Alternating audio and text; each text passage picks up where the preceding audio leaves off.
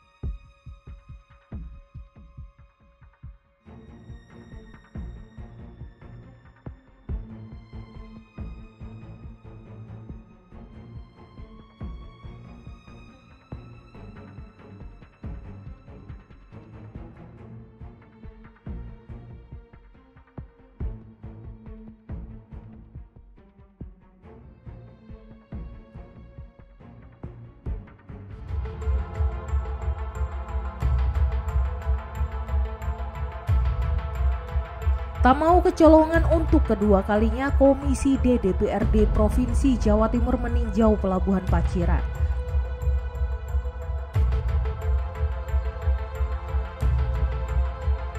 Memastikan kenapa anggaran pembangunan Pelabuhan Paciran senilai 51 miliar rupiah ini dinilai terlalu besar.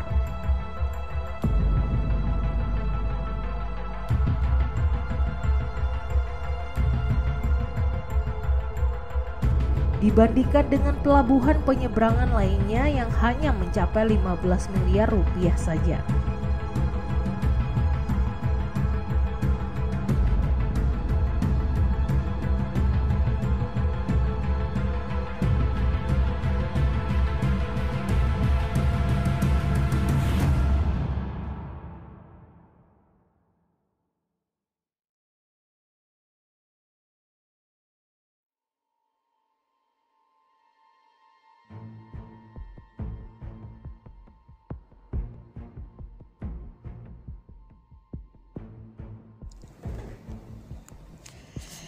Tidak hanya itu, Peninjauan ini memang perlu dilakukan karena pelabuhan Paciran ini termasuk dalam pelabuhan utama yang melayani dua pelayanan, yaitu penyeberangan dan angkutan laut.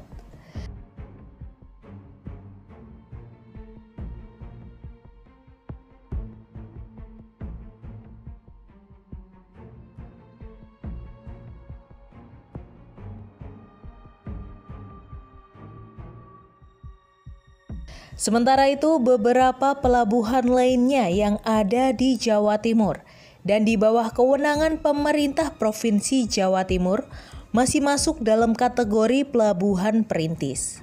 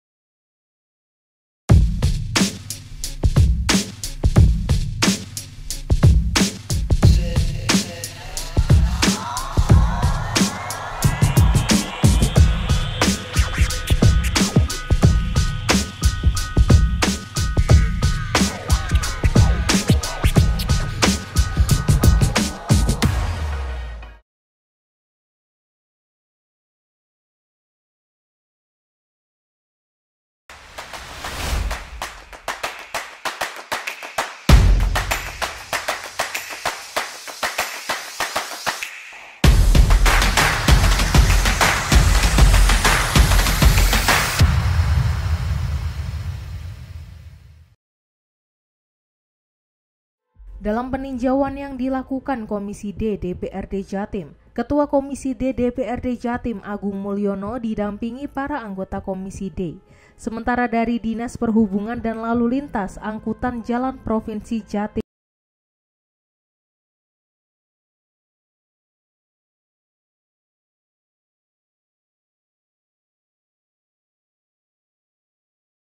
kami tim Lentera TV berkesempatan mengikuti dan mengobrol bersama dengan Ketua Komisi D DPRD Jatim dan perwakilan di Sub Provinsi Jatim. Halo, apa kabar, Dok? Baik. Dari Komisi D DPRD Provinsi Jawa Timur, ya. Latar belakangnya sendiri mengunjungi pelabuhan di Paciran Lamongan ini apa? Jadi rutin lah kita, karena mitra kita adalah Dinas Perhubungan, ya kita tentunya mengunjungi dengan mitra kita. Dan harapannya adalah, ini karena pelabuhan, harapannya pelabuhan tiap tahun baik lah.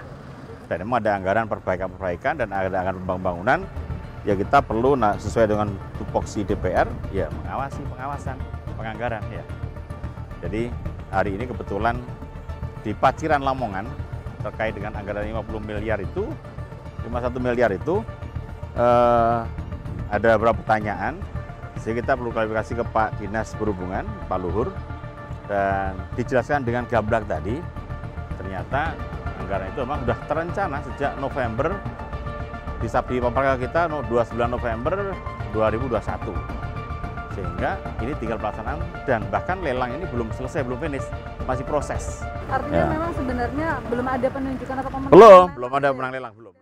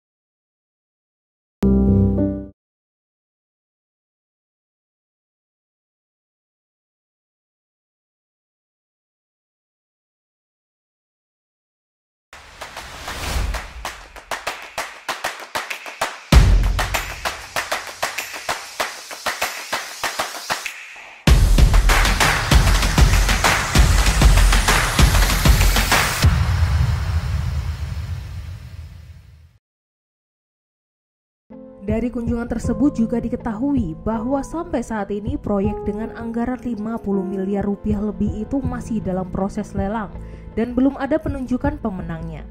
Hal ini dibenarkan oleh Luhur sebagai Kepala Bidang Perhubungan di Sub Jateng.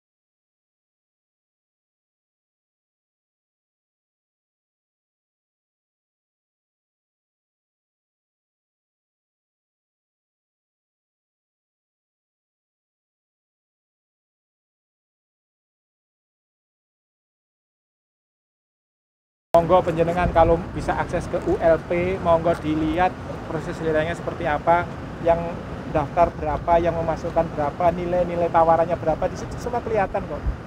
Kalau misalkan kita punya anggaran 100, yang nawar 100 itu bisa jadilah penjenengan punya asumsi, wah ini kita diatur. Tapi kalau angkanya di antara 80, ya ini kan wajar-wajar saja orang yang memang ya butuh pekerjaan, butuh ini, dan dia pasti tidak mungkin kerjaan tidak dapat untung, tidak mungkin, pasti ada.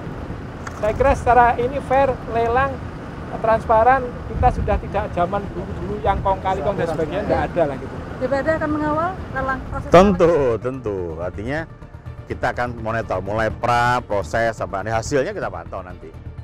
Ya, tapi kan kita nggak sedetail orang pada pengawasan, kan ada tersendiri yang ngawasi detail itu. Tapi buat kita secara global, prinsip adalah anggaran sesuai yang kita laporkan, kemudian dan realisasinya adalah sesuai dengan rencana semula. Ya.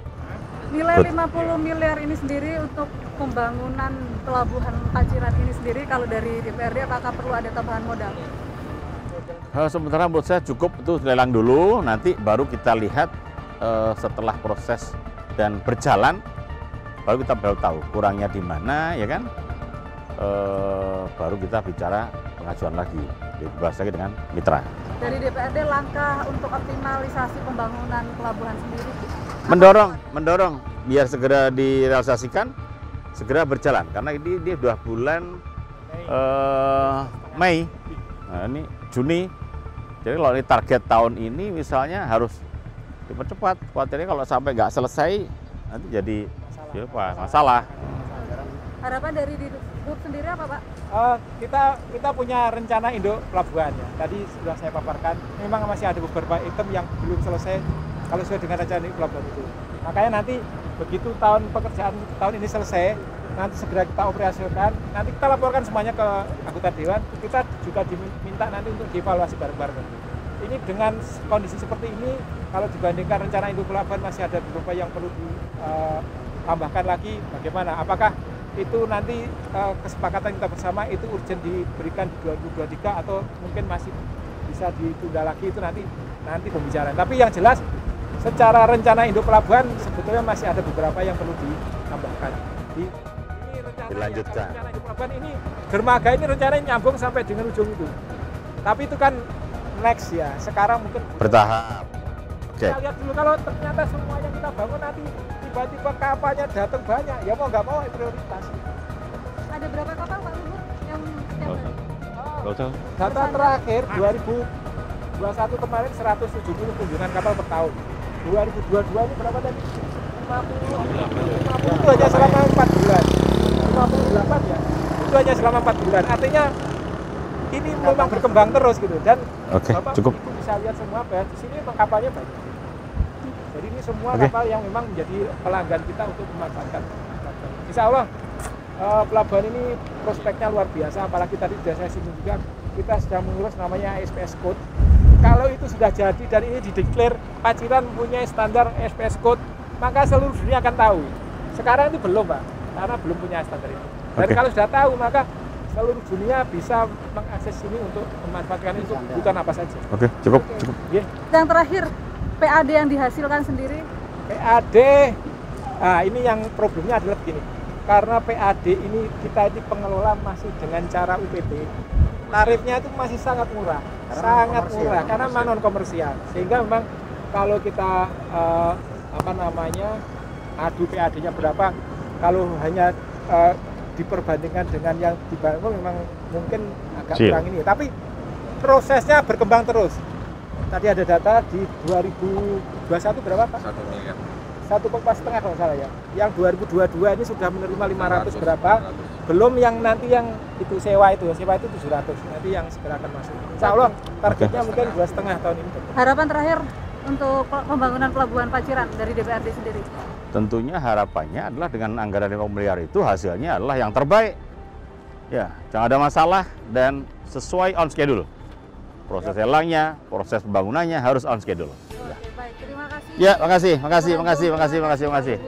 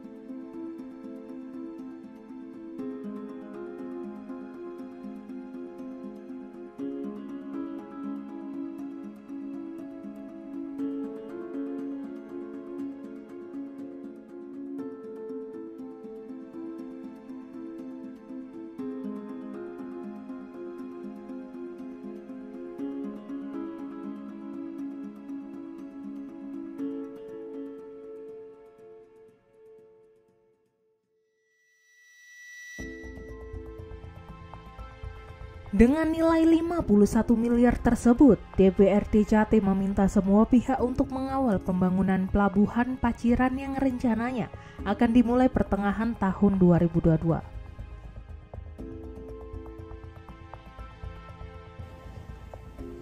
Sementara itu, untuk pelabuhan Paciran sendiri, saat ini sudah mengalami peningkatan yang cukup signifikan. Di antaranya adalah penambahan layanan penyeberangan yang dulunya Kepulauan Bawean hanya 1 kali dalam seminggu, sekarang sudah menjadi 2 kali.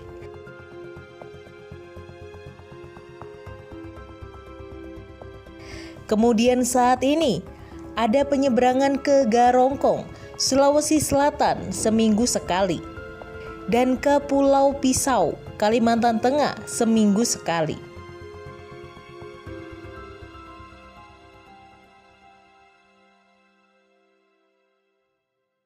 Selain itu juga, untuk angkutan laut juga sudah mencapai 170 kali ship call setahun, sedangkan pada tahun 2017 lalu hanya 20 kali setahun.